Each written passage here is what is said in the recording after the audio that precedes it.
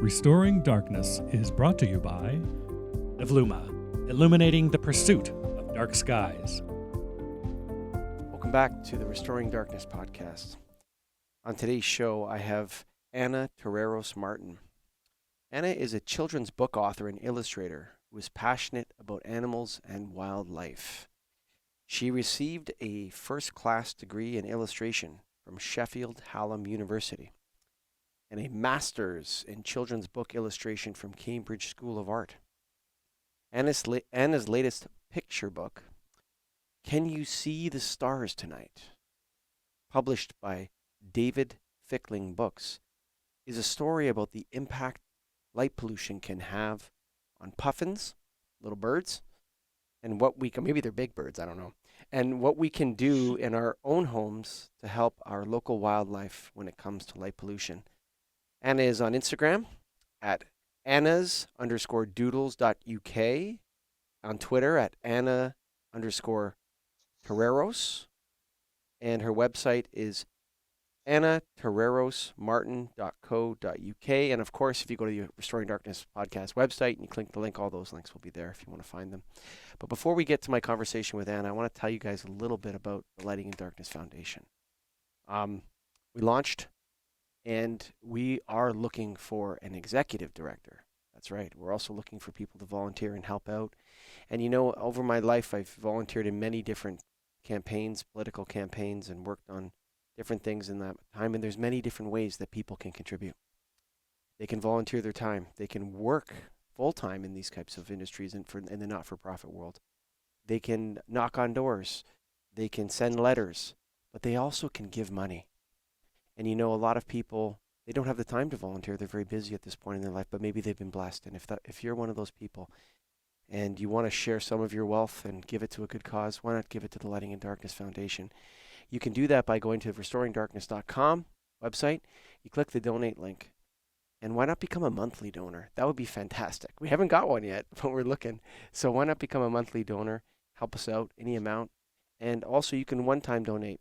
And we also do darkness campaigns. So you'll see another link on the Restoring Darkness podcast website called Darkness Campaigns, and you can give money directly to the good folks in Wasatch Back County who are in an ordinance battle to keep the Wasatch Back a dark, night-preserved environment.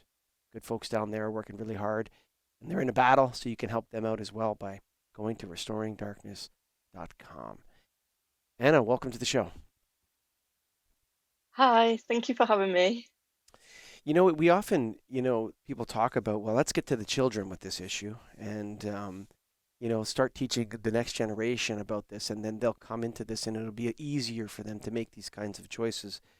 How has your work with children gone so far, and what have you been able to accomplish? It's gone well so far. The book's only just been out a couple of weeks. It came out at the start of this month, but I've done some events with children with it, and their response to it has been amazing, and as well with their parents as well, because it's nice that you get to talk to their children, but also the adults as well, and it's educating them both on the issues of like light pollution and also why it's important to protect puffins and other wildlife. And I find that children are always so enthusiastic. They all have such a big love for animals and wildlife as well, that they want to do what they can to help, especially their local wildlife, and making it kind of accessible to them to do their own thing as well. And help as well, I think, with that climate and eco anxiety that I think everyone gets a little bit, that everything feels so overwhelming and all the news on the TV is quite negative and a lot of doom and gloom, and children watch that, and I know they feel that it's a lot to deal with, because obviously adults feel that same way too. And we're leaving our planet for the children, so I think it's kind of nice for everyone when they feel that they can do something to help in their own home or in their local community as well. So I found that that's really nice to talk to them about things like that. You know, I do a lot of podcasts, and in a lot of different areas. So not just in the lighting industry or the darkness space, but I was speaking to a therapist recently, and the idea of taking action is very anxiety reducing. So when people are told that you can help out and you can do things, it takes away some of that anxiety and makes them feel better. It also turns them into advocates for good things. So how do you simplify the message though for kids? What kind of words do you use and what kind of terminology do you use? So I try to use quite kind of simple sentences, but also having words that maybe they haven't heard of before. So, for example, conservation or light pollution, Hmm.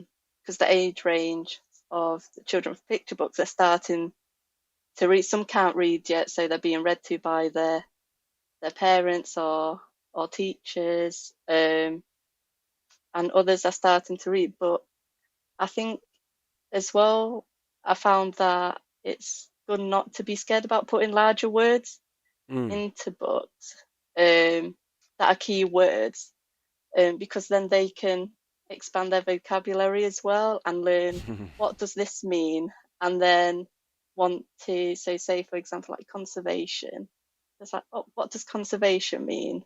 And then they look into like wildlife conservation or habitats, and then they kind of can expand their knowledge on things like that if they're interested as well. And I found that's been the case with light pollution with this book, that not many children know about it, but as well, the adults, not many people really know that how big of an issue it is either. And I found that really interesting. I've learned a lot from children's books, I'll tell you myself. I have four children and I've read to them a lot, and some of them are it can be very impactful. The idea of a simple story that pervades has a theme and a moral to it is powerful. What do you how do you explain conservation in the children's book? What do you tell them? um, I tell them, well, I haven't explained it like specifically, but it's more in this book showing it through the actions of the main character, Nora, a little girl who she wants to help her local colony of puffins on Puffin Island because pufflings are getting lost, Mm, um, due to getting confused with the light pollution. She doesn't know that yet. So it's through her actions of realizing what is causing the pufflings, which are baby puffins, to get lost oh, the little and pufflings. fly in. Yeah, pufflings. It's such a cute name. Yeah. So they fly into the town, getting confused by the artificial lights instead of flying out to sea, Mm, because naturally they use the light of the moon and the stars to guide them out to the sea when they fled from their burrows.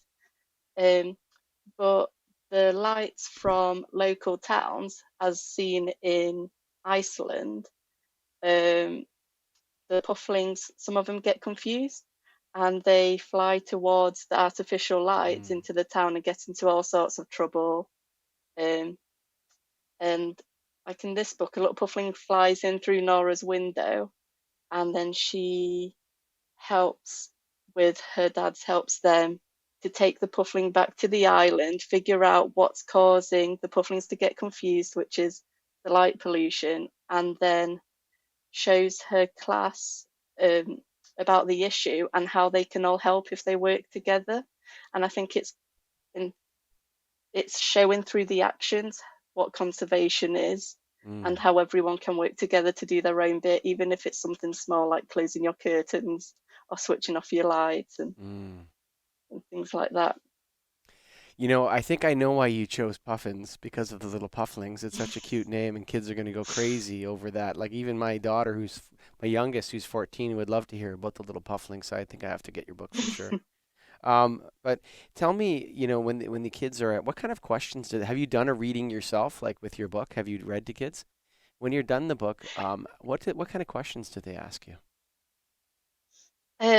So the first one, they think that puffins are penguins, Mm, because they look really similar. I think black and white, and colourful beaks. But yeah, some of them know what puffins are, and if not, I explain, and they're just the little birds. They're yeah, they're lovely. But they ask. I mean, you get some quite funny questions, but also serious ones about like ways in which they can help at home, or they tell you about stories of when they've gone to see puffins themselves with their family on holidays, and things like that. Or also asking about like what other animals are affected about through light pollution and things like that. So yeah, you get a wide range of questions with The answer children. It's always quite fun. the answer to that question is all living things on Earth are affected by light pollution. Hmm. Unfortunately, we're all and humans as well. Um, when Hmm. as I just traveled to the Smithsonian and they've put out a new exhibit called uh-oh, I just slipped out of my mind. I had it 2 seconds ago. Recovering Our Night, is it, Scott?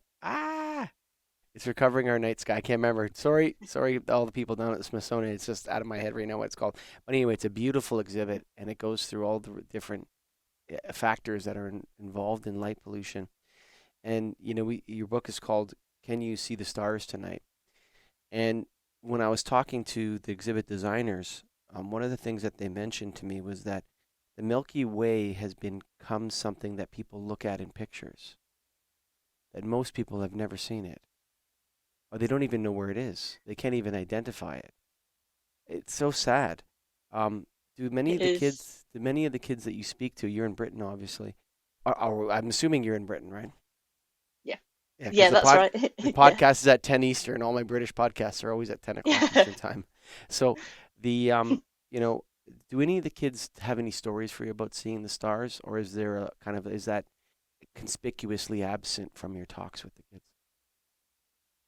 That is absent. And I read that, I mean, in the UK, there's a lot of light, I think. I think you have to be really rural um, to be in quite darkness or in one of like the national parks. Hmm. Um, but I read that I think it was, um, I think it's like more than 80% of the world's population is estimated to live under a lit sky, and that in Europe and North America, the figure's closer to 99%, Mm. which I think that puts it into perspective. And if you think how many of those people are children, that I don't Hmm. think that the experience to see the night sky and the stars is something that's very common anymore.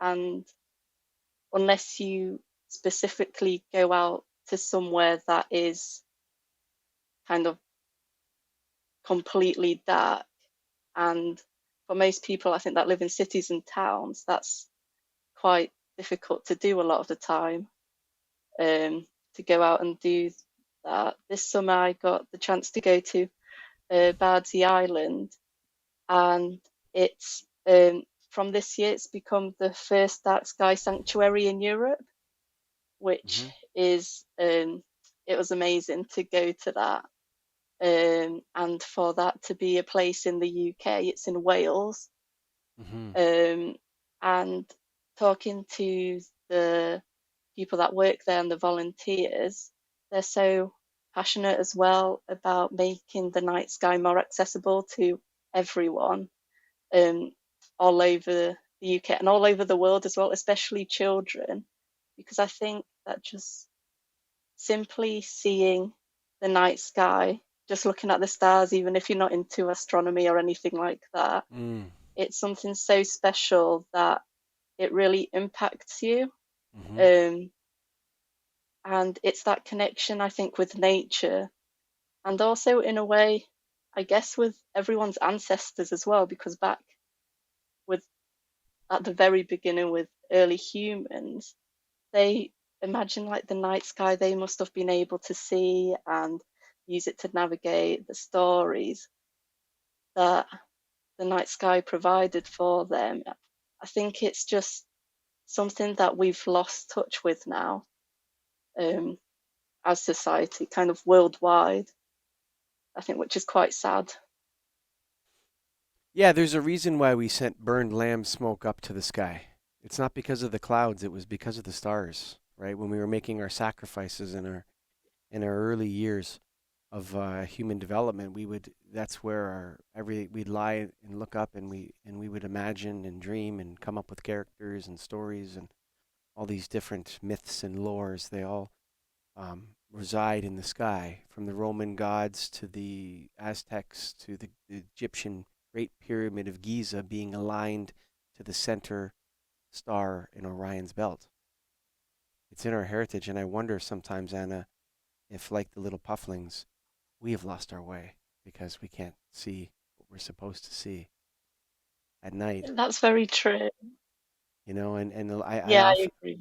yeah, I often see a lot of the chaotic discourse and the way people are behaving, and I wondered you know, we've had a lot of people come on and share stories about their experience with um, beautiful night skies, and if you listen to them, it sounds very similar to people that have psychedelic drug experiences, actually.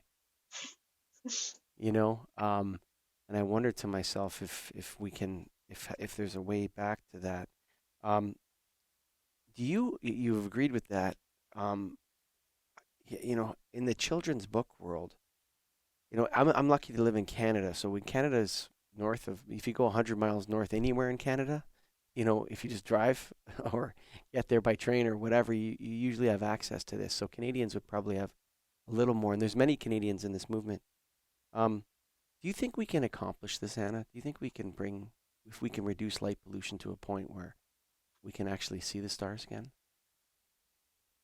I'd hope so. I think, especially because, I mean, we've got over here the cost of living crisis and things like that, where energy is so expensive, but at night it's so wasteful to have all the lights on, especially like in supermarkets or in shops that just have lights on for security Mm. and things like that, when really it's not necessary to an extent, and it can be toned down a lot. A lot of the lights that we have on at night, there isn't a real need for them. Um, and I think more and more people want to escape kind of the busy city life. Um, Everyone's lives are so fast now, and you're constantly connected, I think, to your phone or to your laptop and things like that. So I think more and more people want to have a proper break from it all, and go out into the countryside and into nature, um, especially if you've got children, and share those experiences with them. So I'd hope that one day that can be accomplished again. And I think the more people that are able to experience the beauty of the night sky, um, and I was talking to the volunteers on Bardsey Island about it, and they were saying that imagine if you could get kind of all the politicians in the world to see the beauty of the night sky and Mm. how wonderful it is, and then maybe decisions could be made quicker because they'd also want to kind of bring the action to make our skies darker again. And I think that's probably the way forward, of getting as many more people to be able to see the stars, and see why it's so important to look after that. And also, as well, it's for our health, our sleep, animals, everyone would benefit from it. Um, so yeah, hopefully one day it would be a dream. Well, it's interesting because it's not a technological or research problem. We have all the technology we need to do this, and Hmm. there's a battle. So I've often described light pollution in terms of when we first had light at night with fires and candles and stuff like that. it was wonderful. And then the light bulb came along, and that was wonderful too. And then we've had all these innovations, and it's kind of snuck up on us in a way, this light pollution thing. And it's gone from being beautiful to being ostentatious to being conspicuous. And now with the little pufflings dying, that's grotesque. It really is. When you think about like all the birds, and it's really disgusting actually, this light pollution thing. And one of the things that this is a great place, that a great contribution to the movement is to appeal to the children. When educational wise, you're obviously not in the education space, but is this book going to land in British curriculums in schools, or is there any way to get it into the schools? I've heard a lot of teachers have contacted me and said that they've bought it for their classroom, which I just Great. is just amazing. And I'd really hope that kind of the topic of light pollution is brought into schools. They've got in UK schools, at least I know they talk about kind of the seaside and beaches, and that links into kind of the litter in our oceans and things like that. But I think the topic of light pollution is also just as important, because it affects it affects the whole world, and the fact that the solution to it is really simple, like the fact that we can make a change by just the flick of a switch, that's quite empowering for children.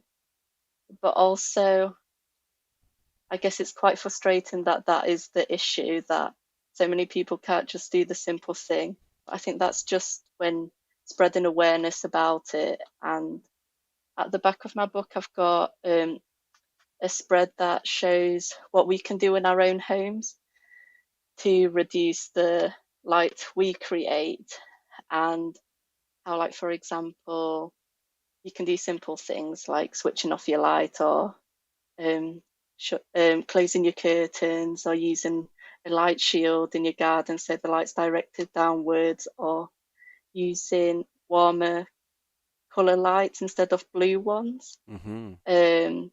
Because a lot of animals are really sensitive to blue lights. And for example, when visiting the islands where there's a lot of seabirds, at night they recommend you to use torches with red lights, as that doesn't confuse them as much. So I think once people know this sort of information and how these simple changes can help, then I think more and more people will be able to do it.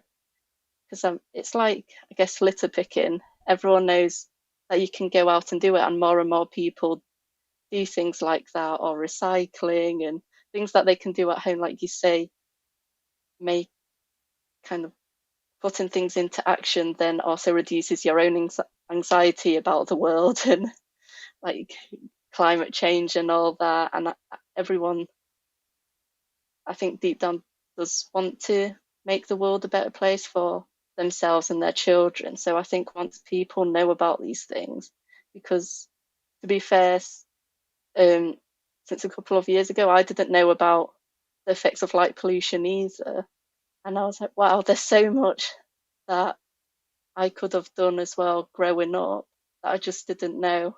But I can do it now. And also you tell your family and your friends, and then slowly it just easily spreads, and teachers tell their classes, and suddenly schools can make a difference, and then the community is just slowly expands. And I think, yeah, I'd love for my book to be able to help to do that.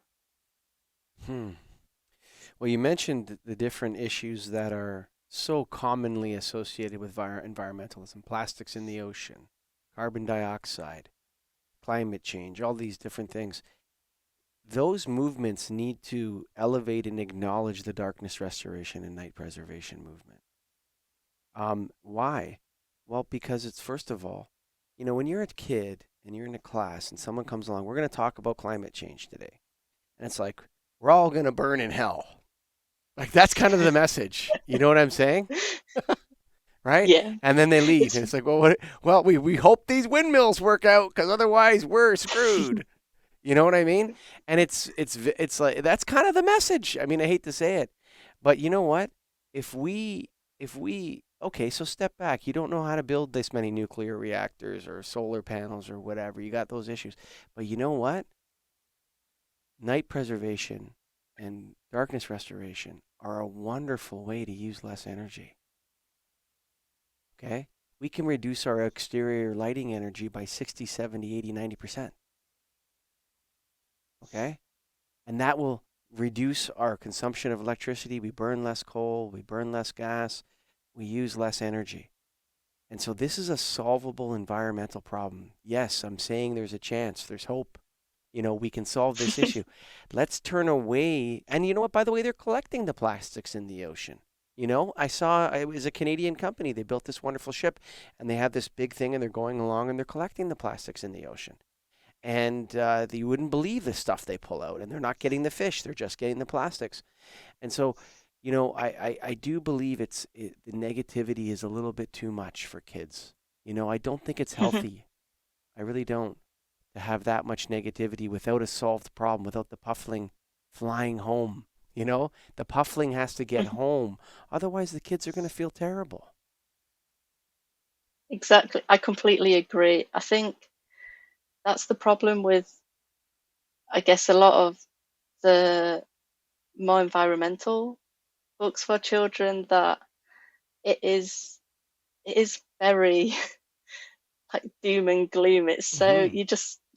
everything just feels like a catastrophe, Mm-hmm. and it's just very overwhelming. And you just at that point you're just like, well, what's the point? You might as well give up. But I think the beauty with, like you say, restoring darkness and preserving these areas and natural places to help wildlife, and that has a positive outcome, it is hope.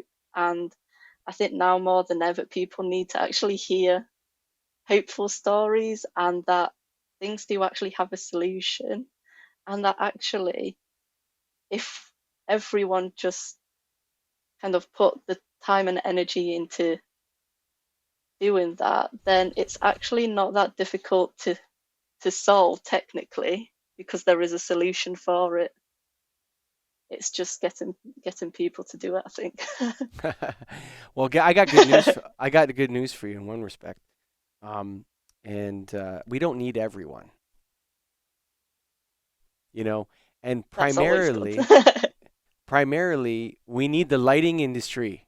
Okay, so lighting industry, if you're listening to this, we need you, because the people that are going to solve this problem, it's going to be the lighting industry. And so we're going to change that. We're going to become the lighting and darkness industry, because darkness is an asset we need to charge people to provide to them. Okay? So I'm just saying, like, this idea that, you know, the words, you were talking about the words we use, right? And so, and you know, this idea, when I say to people night preservation, they understand what I'm saying, right? They understand it. Darkness restoration. Oh, okay, I see. You want to start dimming the lights. Yes. You want to start getting rid of unnecessary light. Yes. Right? The words that we use are so important. And so, you know, do you have this has been such a wonderful time with you, actually, Anna. Do you have anything you want to say to the audience before we shut the show? um, I think I'd like to just say that um, there is, as we've spoken about, hope with kind of looking after our environments and the night skies, and that if you're able to, wherever you are, see if you can see the stars in the sky tonight. And if not, maybe find a way to make that more possible where you live, and talk to other people about it in your communities. And I think by doing so and talking to everyone in the community as a whole, that you will one day, I think, be able to see the stars again where you live or nearby. And I think if everyone works together and shows how much they want to see the stars again, that people start to listen. And yeah, and I think that's how change happens. Amen to that. And I'm going to give everyone out there a pro tip for you guys. If you want to do this, you want to go out and see the stars, maybe you're staying up a little late, maybe you've had a couple drinks, I don't know, and you want to see the stars, make sure you turn off all the lights in your house, because the thing that causes you the most problems when looking at the stars is the very local light pollution, the light coming out of your house. So before you go outside, turn all the outdoor lights and all the indoor lights off so that and your eyes can adjust to the nighttime environment. Pro tip. And if you also, hey, grab a pair of binoculars. It's not complicated. You don't need a big, whatever you call those things that astronomers use, telescopes. Not necessary. Yeah, not necessary. Just a pair of binoculars. Not even if you don't have binoculars, doesn't matter. But a pair of binoculars will really zoom you in on stars. Lie on your back, look up, have a blanket, look up at the stars. Put a pair of binoculars on. Find Jupiter. Be fun. Well, we thank Anna Terreros-Martin for joining us today on the Restoring Darkness podcast. It was such a pleasure to have her. And before you go, why not contribute to the Lighting in Darkness Foundation? Why not if you're passionate about this, why not become the executive director? I mean, we're looking for someone. So send in your resume, go to restoringdarkness.com, click the donate link, contact us. If you're in an ordnance battle somewhere, contact us. We're here to help you. So go to restoringdarkness.com. And to all my listeners and viewers out there, God bless you. I love you guys. Bye for now.